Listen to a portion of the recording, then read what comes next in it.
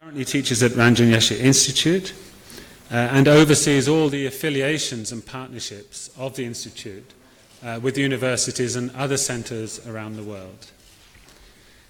So his theme today is Buddhism in a New Key, the roots and growth of engaged Buddhism. It's a great pleasure, Greg, to welcome you to the podium.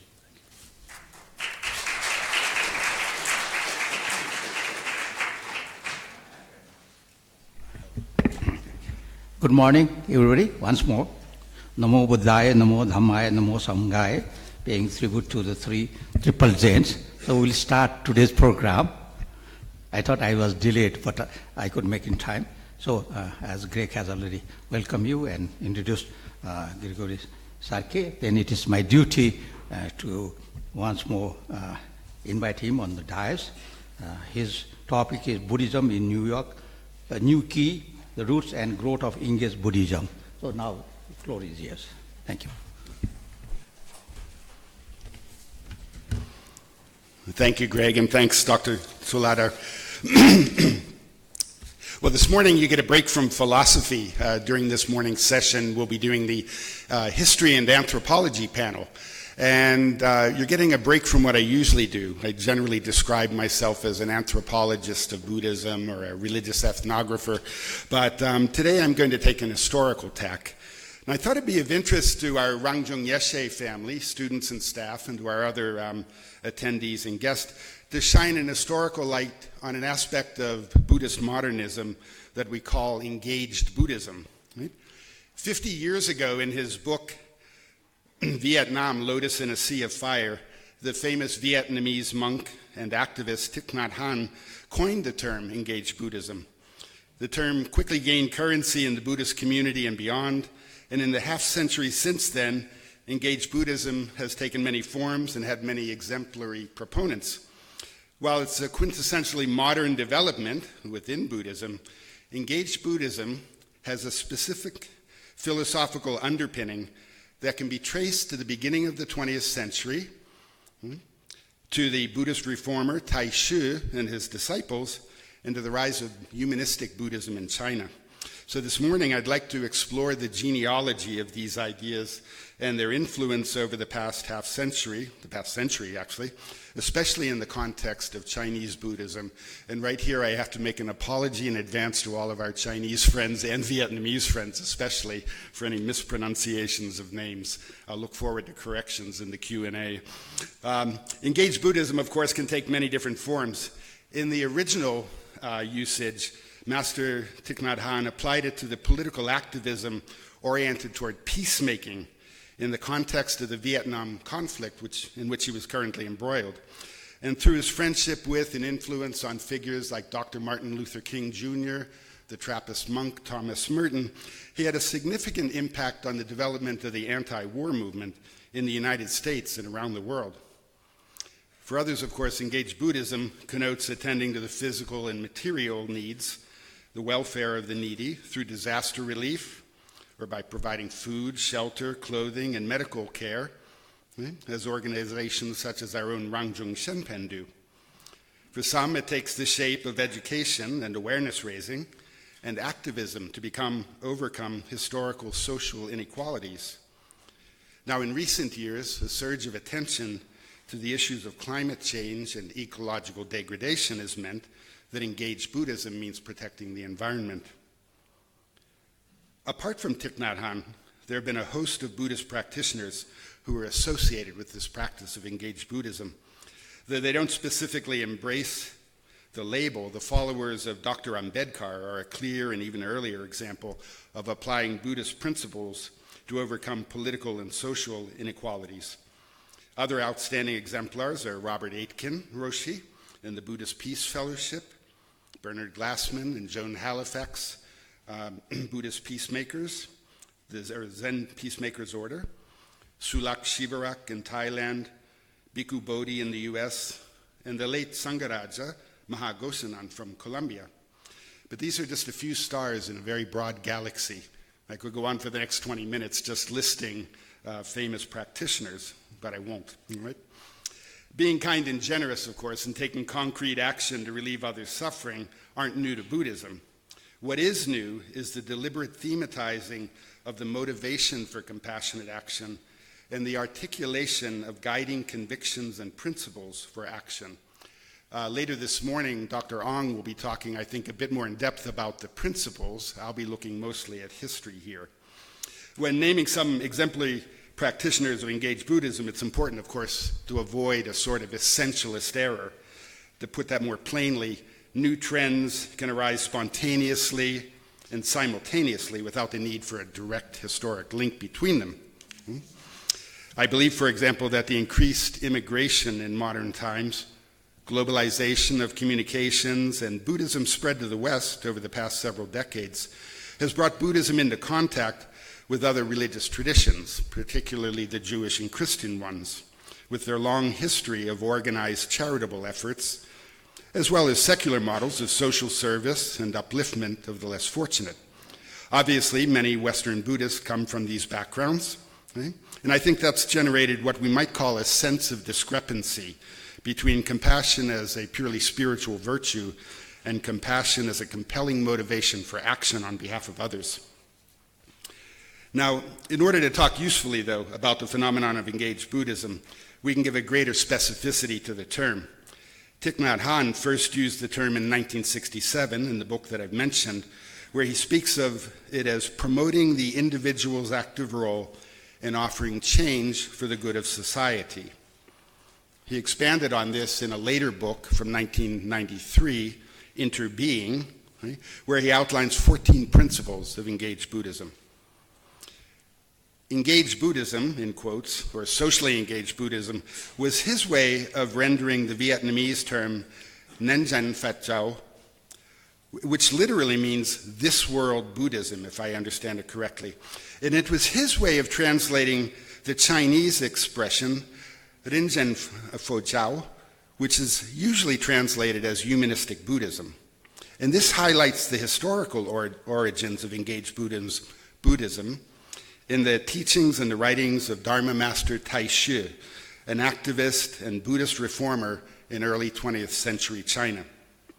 Seeds planted by Taishu were nurtured primarily by his disciple Yin Xun, who lived to the ripe old age of 99, living from 1906 to 2005. And it's Yin Xun who systematized and promoted Taishu's teachings on Buddhism for the human realm, or humanistic Buddhism. The seeds bore fruit in the work of his 4 chief successors, who were known in Taiwan as the 4 heavenly kings of the Dharma, or founders of the 4 mountains of Buddhism. I'll say more about them later, but for now, let's take a closer look at Taishu.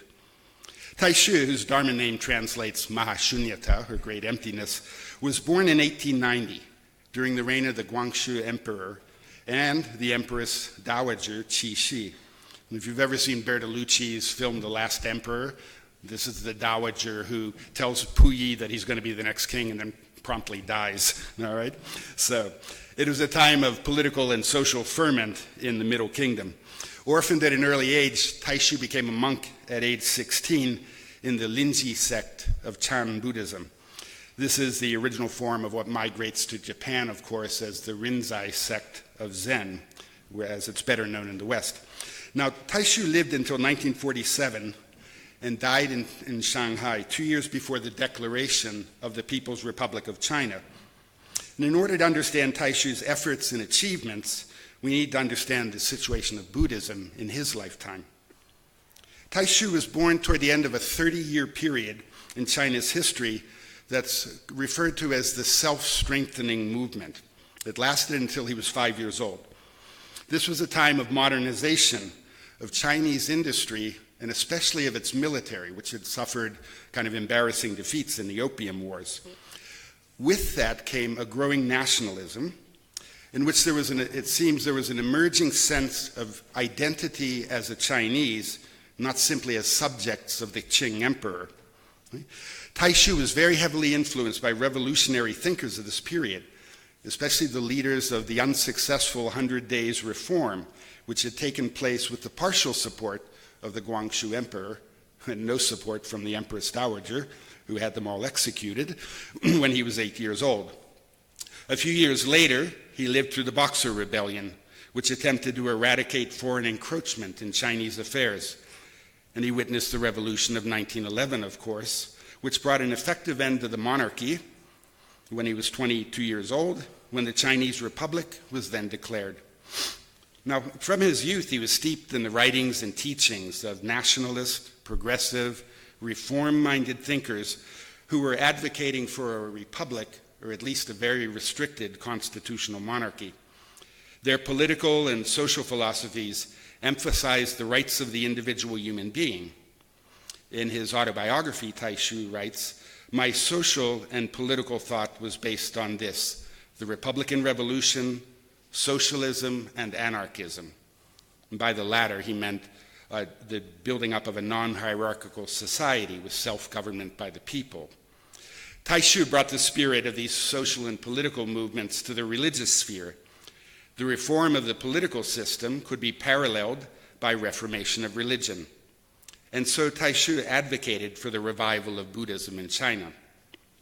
In their book, Rebuilding Buddhism, Sarah Levine and David Gellner, writing about the Theravada movement here in Nepal, they point out that the Buddhist revival movements typically start as efforts to reform the Sangha. And this is certainly true of Taishu. Taishu believed that a reorganization of the Sangha was essential to Buddhism's survival in China.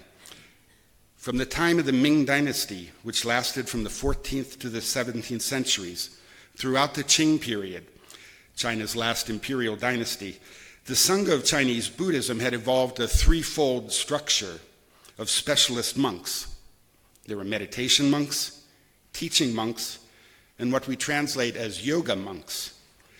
Now, the yoga monks were ritual specialists who supported themselves by being on call to perform ceremonies for a stipend, mostly funerals. And the ceremonies focused almost entirely on rituals for the dead to ensure a happy rebirth and appeasement of the spirit world. But simply explaining that there was a tripart structure doesn't really give you the clear picture. By the end of the Qing dynasty and the beginning of the Chinese Republic, these on-call ritual specialist monks were the vast majority of the monastic Sangha in China. Taishu's reorganization of monastic life called for a great reduction in the numbers of the Sangha. He wanted to reduce it to a core of 20,000 monks. Now, we should bear in mind that even at this point in Chinese history, the population was over 400 million. So we're talking about a very small percentage and a much smaller Sangha. The great majority of the Sangha, as he saw it, should be what he referred to as Bodhisattva monks. Most would be involved in teaching and propagating Buddhism or in administering Buddhist-oriented schools. About 10% of the Sangha, as he saw it, would be directly engaged in direct charitable work and material relief for the poor. During a visit to Europe, Taishu was impressed by the organized charitable work of various church groups, and he wanted to imitate that organizational structure in several lay Buddhist associations he founded that were dedicated to charity. Now, Taishu's chief religious critique of East Asian Buddhism at the beginning of the 20th century is that it focused almost entirely on the dead and on the realm of the spirits rather than on the living. It emphasized the hereafter rather than the here and now. And it's in contrast to this that he asserted that Buddhism should focus on living human beings in this world. He called on Buddhists to take an active role in politics and to improve the economic conditions of the country. He also called for temple property, which often passed down traditionally through family lineages, to become the property of the Sangha as a whole, collectively. The lineage in which he had been ordained was Chan, or Zen Buddhism, as in much of China. There was great influence from Pure Land Buddhism. Taishu believed and taught that the Pure Land was not an otherworldly realm to be attained through the grace and merits of Amitabha and the other great bodhisattvas of Mahayana Buddhism, but rather that the Pure Land is something that ordinary earthly bodhisattvas should build in this world through selfless action on behalf of others, making this world a place of liberation for all sentient beings. Now, it almost goes without saying that he faced serious resistance from more conservative and traditionally minded members of the Sangha, especially the ones who owned the temples. In an incident that's recalled as the Jinshan Temple Uprising, the 23-year-old Taishu and his followers, they were threatened with violence and driven from the place which they had made as their base. In general, Taishu's life coincided with one of the most turbulent periods of Chinese history, witnessing the end of 2 millennia of monarchy, failed attempts at establishing a republic, a civil war that only ended 2 years after his death with the declaration of the People's Republic. It was, you might say, a less than opportune time to ask people to think about religious reforms. Now, while in his own lifetime Taishu had limited success in achieving his goals, the work of reform was carried on by some of his disciples, especially Master Yin Shun, who refined and promoted the teachings of humanistic or socially engaged Buddhism. Yin Shun, like several Buddhist leaders, followed the Kuomintang government to Taiwan after the Chinese Revolution, and it's there that he had his greatest influence, living, as I said, into his 100th year, more than twice as long as his master, Taishu. Like his mentor, Yin Shun was discouraged by the state of the Sangha in his youth, and by the criticism that Buddhism focused on funeral rites and was irrelevant in modern times.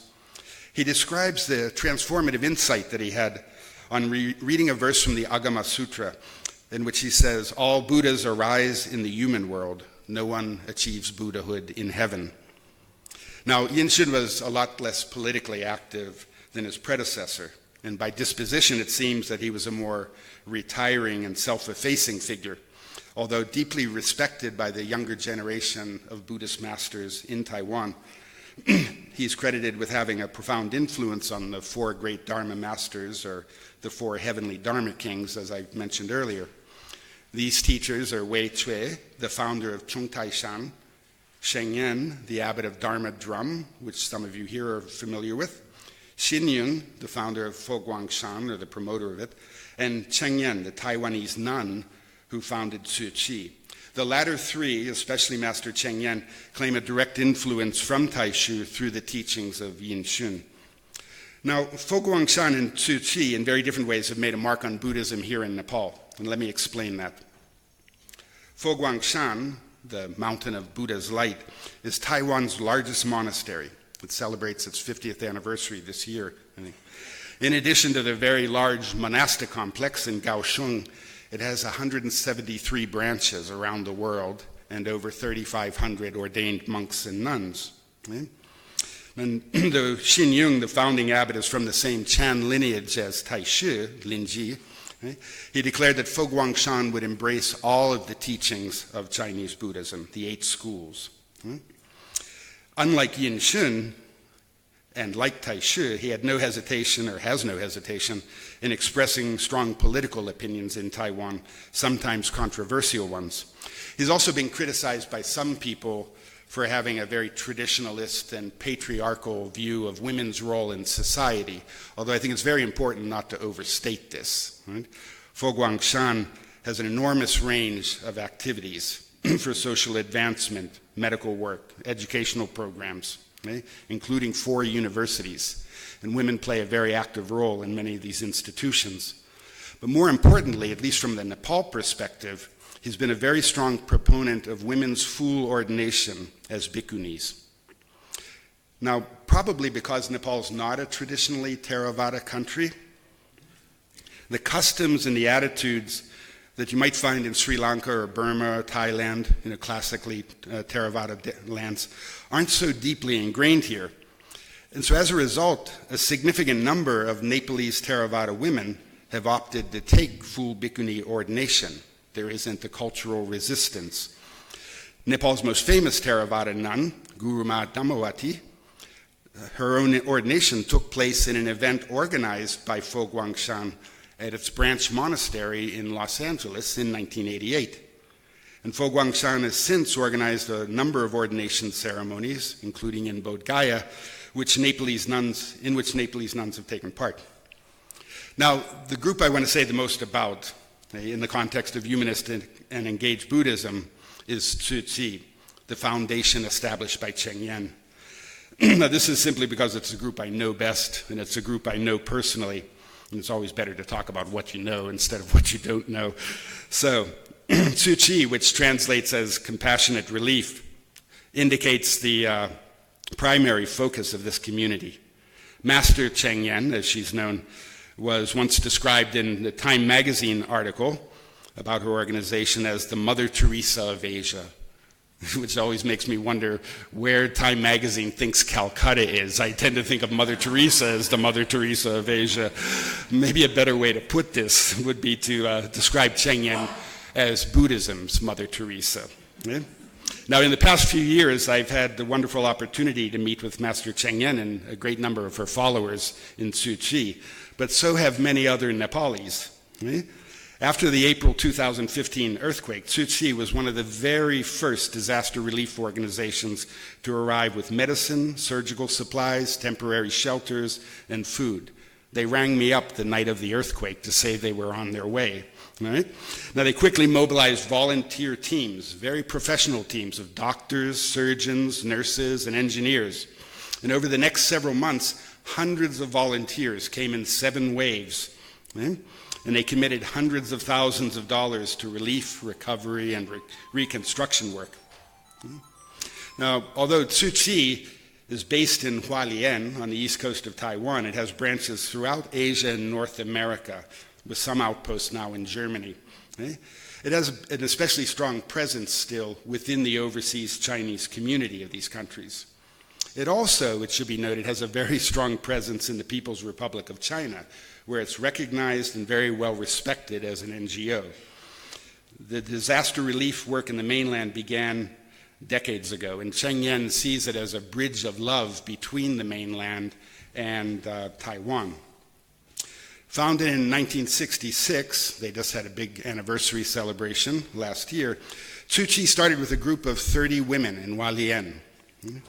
50 years later, it counts 10 million members in an astonishingly rapid growth. Originally a self-ordained nun, Cheng Yen became a disciple of Yin Xun and took full ordination in 1963. Yin Xun impressed on her the principles of humanistic Buddhism, and in particular inspired her to promote the Buddha's teachings through compassionate service to others. Now, during the years immediately following her ordination, Cheng Yen lived at the Puming Temple in Hualien, and she devoted herself especially to the study of the Lotus Sutra, and in particular the portion that is sometimes described as the prologue to the Lotus Sutra, that's to say the Sutra of Innumerable Meanings. It's the basis for most of her teachings. Now, while at Puming, she had an interesting encounter that she describes as life-changing. One day, 3 Roman Catholic Taiwanese nuns came to pay a visit. And these Catholic sisters, after praising the profound teachings about compassion that Buddhism offers, then pointed out that while the church was involved in building schools and hospitals for the poor and such, the same couldn't be said, at least for local Buddhists. And they asked her, and I'm paraphrasing here, basically, what do Buddhists actually do to help other people? And Cheng Yen describes this as like sort of lodging in her heart, this challenge. And this is what prompted her to found Tzu Chi. Now, the organization has some distinct features. Its motto is the 4 endeavors and the 8 footprints. The first of the 4 endeavors is simply the charitable work that they began with, helping people in need. It very quickly expanded within the first 5 or 6 years to medicine, then on to education, and ultimately to the promotion of healthy culture. Tzu Chi now runs some of the finest hospitals in Taiwan and has a university with several campuses, all of which are very accessible to the poor. The 8 footprints include things such as disaster relief, already mentioned, bone marrow donation, and transplant, environmental protection, and education projects for the poor throughout Asia. Unlike Mother Teresa, Cheng Yen very readily embraces the advances of modern science. Their bone marrow registry, I believe, is now the world's largest and most effective. Their medical team does research on umbilical cord stem cell, which gets around the ethical entanglement of stem cell research on embryos. Right? In a culture where the body must be inviolate for a funeral, and so donating organs or leaving your body to science is strictly taboo, Tzu Chi has made another amazing contribution. They've created a program that they call the Silent Mentors in their medical schools. Young doctors in training in anatomy class are taught to treat those who've gifted their bodies as bodhisattvas, making a gift for the future health of others. The bodies are treated with genuine reverence, much more so than my medical school friends tell me happened in their training.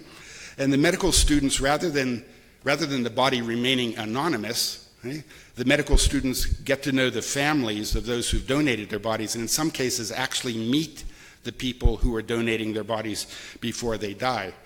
After their work is finished, after the study is done, the medical students then all explicitly take part in a memorial service, a service of thanksgiving for the silent mentors. Now, unlike Taishu, whose principle of humanistic Buddhism she espouses profoundly, Cheng Yen and her followers adhere to a strict policy of avoiding politics in the context of their work. Similarly, their charitable work is never linked with proselytizing. In Indonesia, after the tsunami, they built mosques and madrasas, Muslim schools. In the Philippines, they built Catholic churches. But I think for Tzu Chi, this is primarily an application of skillful means, allowing them to overcome suspicion that would hamper their work and their message. Cheng Yen's monastery in Hualien has a small community of nuns, the Jingxi abode, for whom she serves as teacher, but Tzu Chi is overwhelmingly a lay organization with a very large sangha of laymen and women. And while she delivers teachings each morning that are drawn from the Lotus Sutra, and which are broadcast throughout Taiwan, she insists that her role is not as a scholar or a philosopher, and that she is not promoting any special interpretation of Buddhism. Nonetheless, one can argue that Cheng Yen articulates a very specific and profound interpretation of Buddhism for the modern world. She sees the Eightfold Path as more than a guide for personal growth. It is rather a practical guide for effective action in the world and for human interaction. It's only through compassionate action on behalf of others, she says, that one experiences progress on the path. Altruism is a practice that leads directly to enlightenment, and ultimately, one might say, is constitutive of enlightenment. Engaged Buddhism, as understood by Thich Nhat Hanh, has clear roots in Buddhism for the human realm that Taishu first envisioned. And though his ideas had a limited influence in his own lifetime, through the quiet teaching of Yin Xun, and eventually flowering in several movements, particularly the large and growing Tzu Chi Foundation, offers a very unique interpretation of how to live the Dharma in the modern world. Thank you.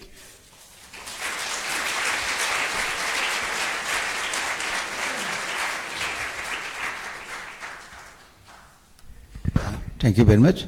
So we are not taking questions at this time. As we have, most of you have seen yesterday, there will be panel discussions, and then by the time you are, you can ask as many questions as you like. Yesterday there are few questions. We expect many questions from the audience. So with this note, let me thank you, Grigori Sarki, for this very interesting topic on anthropology and history. So it was well in time. So we are gaining some time, which can be used for some other presenters, which may like to extend their presentation. So next presenter is Alexander von Rospart. He will be talking on the Adi Karma literature, the vows and daily practices of lay bodhisattvas in late Indic Buddhism and their perpetuation in the Nepalese tradition. Alexander? Yeah, he's here. So brief introduction.